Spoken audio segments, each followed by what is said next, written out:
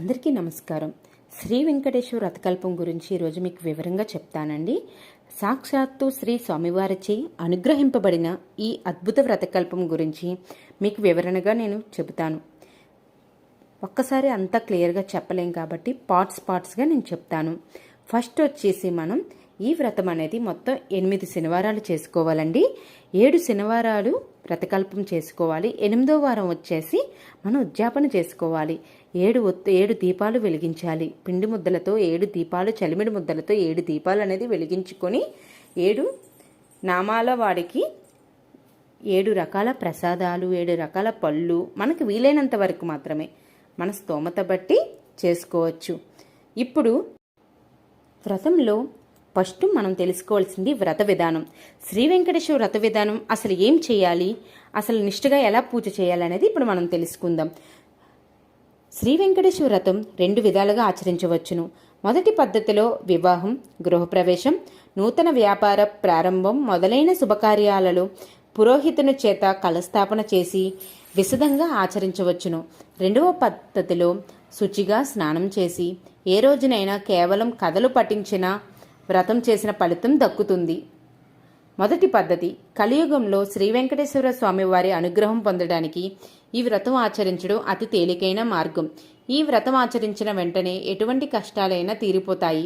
సాక్షాత్తు ఆ శ్రీమన్నారాయణుచే అనుగ్రహింపబడని వ్రతం ఆచరించడం అతి సులభం. ఈ వ్రతాన్ని ఎవరైనా ఎప్పుడైనా ఆచరించవచ్చును. ఆర్థిక బాధలు కానీ, ఆరోగ్య బాధలు కానీ, మరే ఇతర ఏ కారణాల వలనైనా మనశ్శాంతి లేనప్పుడు ఈ వ్రతం ఆచరించినదే తడవుగా అన్ని కష్టాలు తీరిపోతాయి. అలాగే మీ ఇంట్లో ఏ శుభకార్యం తలపెట్టినప్పుడైనా కూడా ఈ వ్రతం చేసుకొనవచ్చును. ఉద్యోగ వ్యాపార అభివృద్ధి నిమిత్తం కూడా ఈ వ్రతమును ఆచరించి ఎంతో అద్భుత ఫలితాలు వెంటనే పొందగలరు. ఈ వ్రతాన్ని ముందు చెప్పిన విధంగా ఎప్పుడైనా ఆచరించవచ్చును.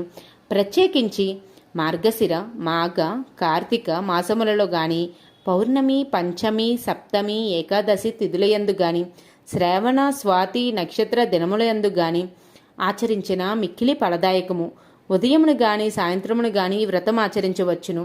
ఈ వ్రతం 5 అధ్యాయములతో కూడినది. మొదటిది సాక్షాత్తు శ్రీ వెంకటేశ్వర స్వామివారిచే అనుగ్రహించగా మిగిలిన 4 అధ్యాయములకు మహత్తప సంపన్నులైన విశ్వామిత్ర, వశిష్ఠ, భరద్వాజ, ఆత్రి మహామునులు ప్రవక్తులై ఉన్నారు. మీ స్వగృహమునందు గాని, వసతి గృహమునందు గాని, శ్రీ స్వామివారి ఆలయమునందు గాని, ఏ పుణ్యక్షేత్రముల యందు గాని, నది తీరముల యందు గాని వ్రతం ఆచరించవచ్చును. వీలున్నంత వరకు బంధుమిత్రులందరినీ పిలుచుకుని ఆచరించవలను.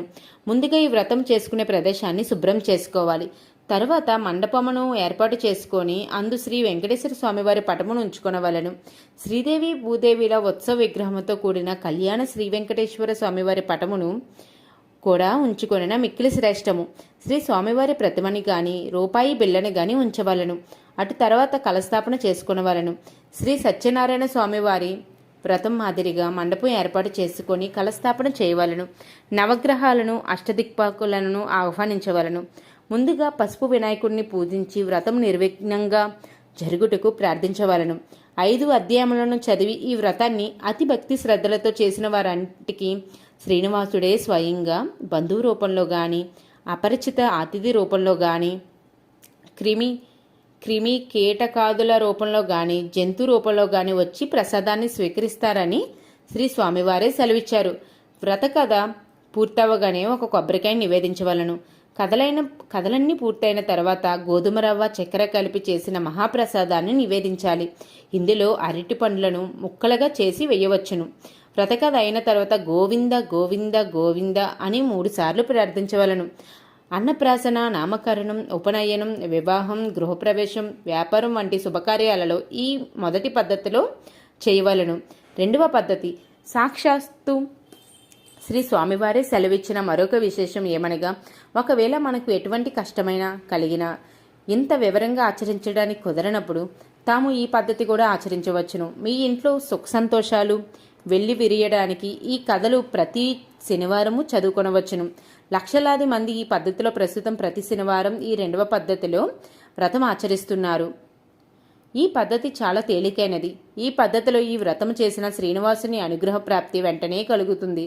వ్రతం ఆచరించిన రోజున ఉదయమున స్నానం చేయగానే పూజ గదిలో స్వామివారి పటం ఎదురుగా కూర్చొని వ్రతం నిర్విఘ్నంగా జరగడానికి శ్రీ విఘ్నేశ్వరుణ్ణి మనసులోనే ప్రార్థించి మనస్సులో అష్టదిక్పకులను నవగ్రహ దేవతలను నమస్కరించవలను.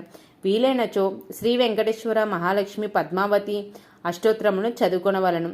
తర్వాత 5 అధ్యాయములను చదవాలి. మీకు వీలుంటే కథలన్నీ పూర్తవగానే ఒక కొబ్బరికాయని నివేదించండి, లేదా ఏదైనా ఫలమును లేదా తాజాగా వండిన పాయసం వంటి తీపి పదార్థమును నివేదించండి. ఇవి ఏమి కూడా ఆచరింపపోతే రవ్వంత చక్కెర శ్రీ స్వామివారికి నివేదించిన స్వామి సంతోషిస్తారు. శ్రీనివాసుని కావలసింది భక్తి మాత్రమే, హంగు ఆర్భాటం కాదు. ఈ వ్రతము భార్యాభర్తలు ఇద్దరూ కలిసి చేసుకునవచ్చును.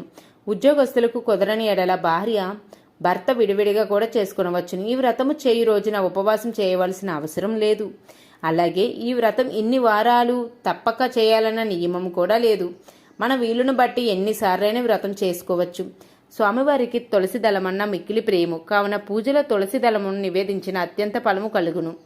వ్రతం పూర్తయిన తర్వాత ఆ తులసి దళమును అందరూ ప్రసాదంగా తీసుకొనొచ్చు. అన్ని రోగములు నశించి అష్టైశ్వర్యములు కలుగును. వ్రత సమాప్తి కాగానే కొబ్బరికాయని కొట్టి కొబ్బరి ముక్కల ప్రసాదంతో మహాప్రసాదంతో కలిపి శ్రీవారికి నివేదించి మీరు స్వీకరించి వచ్చిన వారందరికి ఇచ్చినచు ఎంతో పుణ్యం లభించును. ఒక్కటి మనందరం గుర్తుంచుకొనవలను, మన కష్టములన్నీ విశ్వమంతటిలో ఆ స్వామివారికి తెలిసినట్లుగా మరెవరికి తెలియవు. కావున ఈ దయామయుని ప్రార్థించి సంకల్పించి వ్రతమాచరిస్తే తప్పక మనోసిద్ధి నెరవేరగలదు. అన్ని కష్టములు తొలగిపోయి అష్టైశ్వర్యం లభించగలవు. సమస్త సన్మంగళ భవత్తు. శ్రీ లక్ష్మీ శ్రీనివాస కటాక్ష సిద్ధిరస్తు.